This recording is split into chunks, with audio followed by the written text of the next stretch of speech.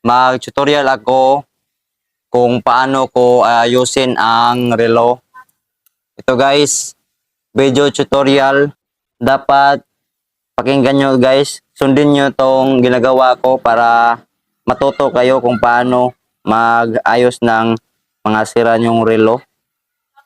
Yung mga hindi na gumagana. Baka may chance pa yun na maayos natin. Dapat ma-open natin to.